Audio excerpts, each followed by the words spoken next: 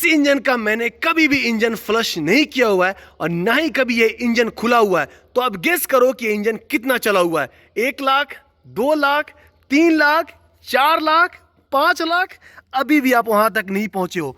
ये इंजन लगभग 8 लाख किलोमीटर तक चल गया हुआ है। तो इंजन फ्लश के स्कैम से जरूर बचें। क्या आप भी उसी कस्टमर में से हो जो अपने गाड़ी के हर सर्विस या फिर दूसरी सर्विस में या तो आप मैकेनिक को बोलते हो या फिर मैकेनिक आपको यह सलाह देता है कि गाड़ी का जो इंजन है उसको फ्लश करना पड़ेगा? सच बताऊं, मैं आपको अपना पैसा और गाड़ी का जो इंजन का लाइफ है वो दोनों को खत्म कर रहे होते हो। देखो भाई, आपको इंजन फ्लश के फायदे तो हर किसी ने बताए होंगे। आज मैं इसके पीछे का काला सच बताने वाला हूं, वो भी प्रूफ के साथ में। सच बताऊं मैं आपको, ये जो इंजन फ्लश है भाई, एक तरीके का बिजनेस मॉडल है, एक तरीके का स्कैम है कस्टमर के साथ में। सब कुछ जानने के लिए भाई वीडियो को अंत तक जरूर देखना। तो मैं हूं आपका दोस्त इंजीनियर नवाब और आप देख रहे हो कंप्लीट इंजीनियरिंग। चलो वीडियो को शुरू करते हैं। सबसे पहले तो आप मुझे सच सच ये बताओ कि जो इंजन फ्लश वर्ड है, आपने 7 से 8 साल पहले सुना था?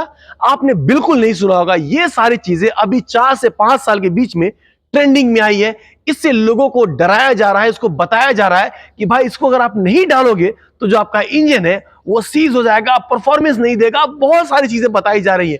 भाई हमारे कंपनी में 250 तक मशीनरी है।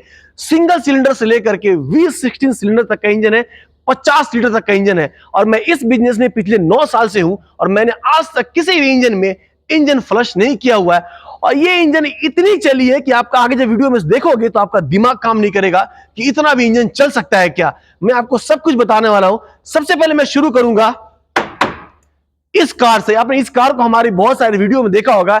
ये आइसुजू है, 2007 का मॉडल है। अब मैं आपको प्रूफ के साथ दिखाता हूं कि ये इंजन कितना चला हुआ है।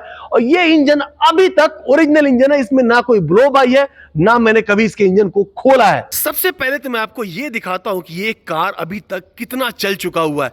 उससे पहले मैं आपको इसका एक दफा मैन्युफैक्चरिंग ईयर भी चेक करा देता हूं। ये देख रहे हो 2007 का मॉडल है। अब भाई देखो कि ये कितना किलोमीटर तक चल गया हुआ है।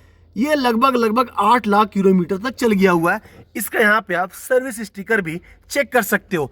अब मैं आपको इसका कंडीशन भी दिखाता हूँ इंजन का। ये देखो भाई इसका इंजन का कंडीशन, ये कितना साफ सुथरा है, कितना नीट एंड क्लीन है। ना कोई ऑयल लीक है, ना कोई डीजल लीक है। भाई मैकेनिक का गाड़ी है, इतना मेंटेनेंस बनता है, वरना बेइज्जती हो जाएगा कि दूसरे को ज्ञान दे रहा है तुम्हारा गाड़ी खुद ही खराब है। और ये जो इंजन है भाई, ये सिर्फ टर्बो चार्ज इंजन है। और ये डायरेक्ट इंजेक्शन यहाँ पे आप देख पा रहे हो, इसका यहाँ पे रोटरी पंप लगा हुआ है। तो कुछ लोगों का ये भी क्वेश्चन आया कि भाई चलो एक आख इंजन है, ऐसा हो जाता है, सब में ऐसा नहीं होता है। मैं आपको इससे भी पुराना इंजन दिखाता हूँ। अब जरा आप इसको देखो, ये है मर्सिडीज का डंप ट्रक। आपको कंडीशन से लग रहा होगा कि 90s का मॉडल है। ये ट्रक अभी आपको इंडिया की सड़कों पे देखने के लिए मिलेगा भी नहीं। मैं आपको एक दफ़ा इसका लोगो दिखाता हूँ ताकि आपको कोई डाउट न रहे। ये आप देख पा रहे हो, ये है मर्सिडीज बेंज। अब मैं आपको इसका खास बात बताता हूँ। इस ट्रक का इंजन मेरे फादर ने आज से 19 साल पहले रीबिल्ड किया हुआ था। तब से लेकर के आज तक ये सर्विस में अभी भी ये काम करता है, अभी भी हमेशा चलता है। तो बात ऐसा है कि ना कभी मेरे पापा ने इसके इंजन को फ्लश किया। अब मैं 9 साल से इस फील्ड में काम कर रहा हूँ, ना कभी मैंने इसके इंजन को फ्लश किया।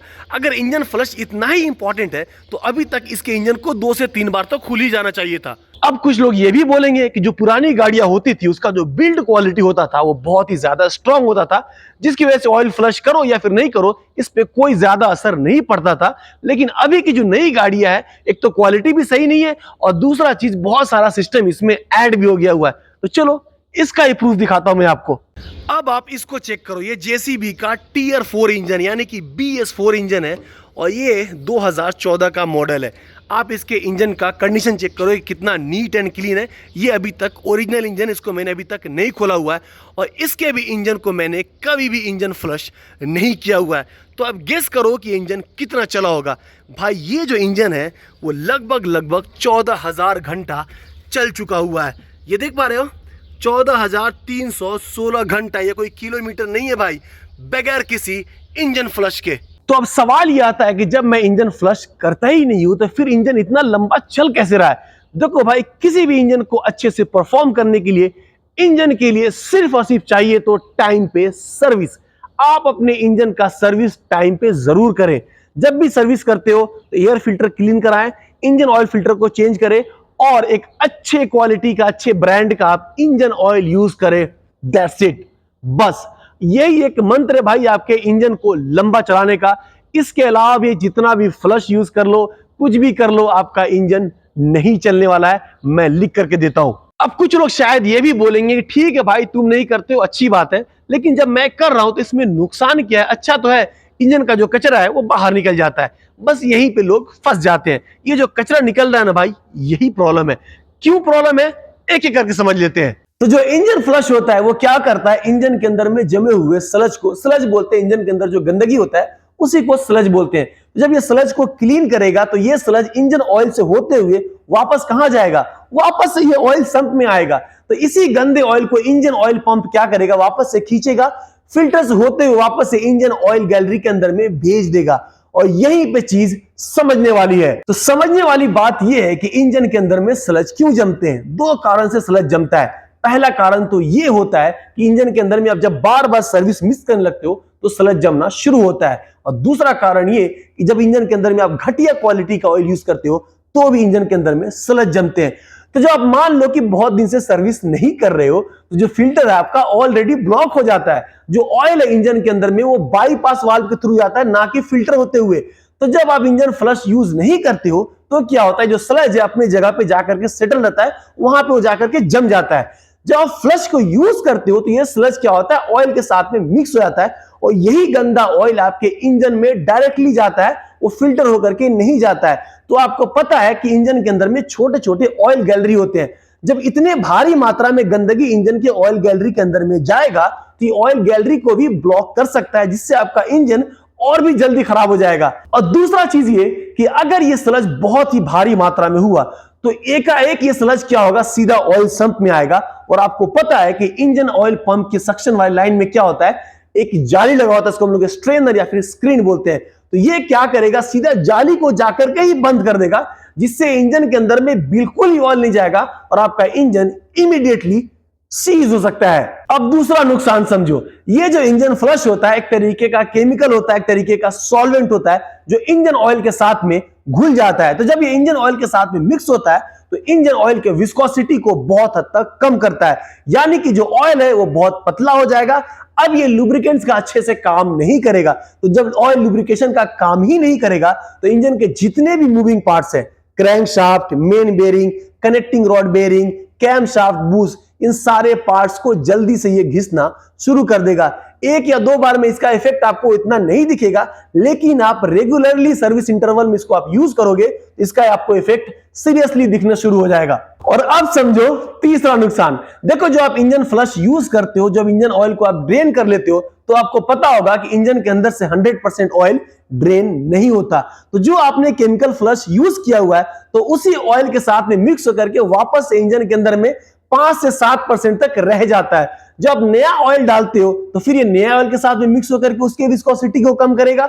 जब विस्कोसिटी कम होगा तो ये लॉन्ग टर्म के लिए आपके इंजन को डैमेज करता रहेगा। और चौथा और सबसे बड़ा नुकसान, देखो, जब इंजन बहुत ज्यादा पुराना हो जाता है ना तो सिलेंडर के अंदर में छोटे छोटे खड्डे होते हैं, उसी खड्डे में ये जो गंदगी है वो जा करके बैठ जाता है। तो ये जब गंदगी इसके अंदर में बैठता है तो एक तरीके का सील का काम करता है। तो ये क्या करता है, जब सिलेंडर के अंदर में कंप्रेशन होता है तो उसको ये लीक नहीं होने देता है। अगर आप इंजन फ्लश यूज करोगे ये गंदगी पूरा अच्छे से क्लीन हो जाएगा। जब ये क्लीन होगा तो आपके इंजन में कंप्रेशन लो का इश्यू हो सकता है या फिर ब्लो बाय यानी कि बैक कंप्रेशन भी हो सकता है।